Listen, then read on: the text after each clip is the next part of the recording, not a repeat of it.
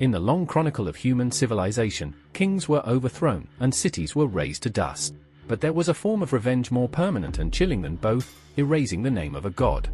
This wasn't merely the act of toppling a statue, it was an attempt to completely annihilate that deity from the memories of its believers and from history itself. The ancient Romans had a term for this: damnatio memoriae, the condemnation of memory, typically reserved for disgraced emperors. What could a divine being possibly have done to provoke such a radical, deliberate deletion from the historical record? Today, we are going to explore the forgotten entities whose very existence was considered a threat, tracking down that vanished deity whose every trace was nearly wiped out. The most famous example of this religious iconoclasm took place in ancient Egypt during the reign of Pharaoh Akhenaten. He abandoned the age-old polytheistic tradition to impose a new faith centered on the sun disk, Aten. This was a brutal religious war against the established order. Akhenaten commanded his agents to carve out the names of the old gods, especially the powerful Amun-Ra, from every temple wall, every monument, and every burial text across Egypt. It was a movement of deliberate, state-sponsored vandalism aimed at destroying the religious identity of an entire civilization. However, this particular erasure was short-lived.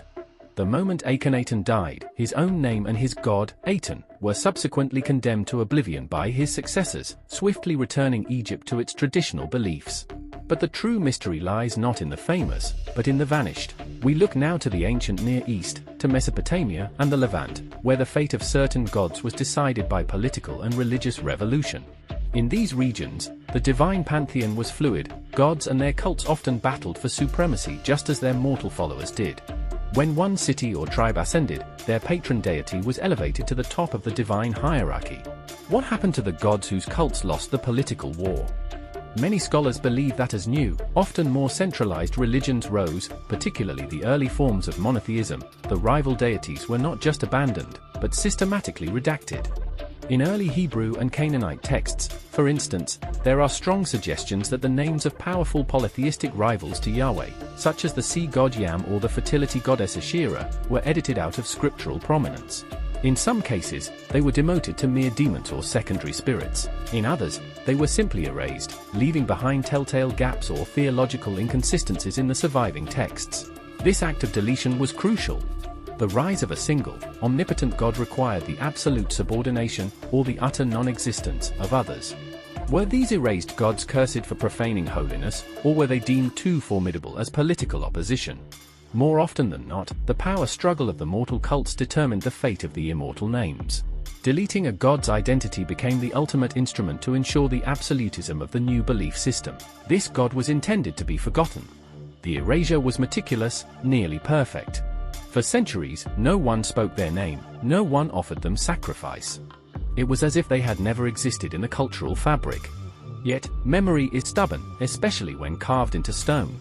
Through painstaking archaeological work, piecing together fragmented tablets and meticulously studying the deliberate scarring on ancient walls, archaeologists began to notice patterns, empty spaces that perfectly interrupted the flow of sacred text. These gaps, they realized, were where a name once stood, a powerful, cursed name that had to be physically removed.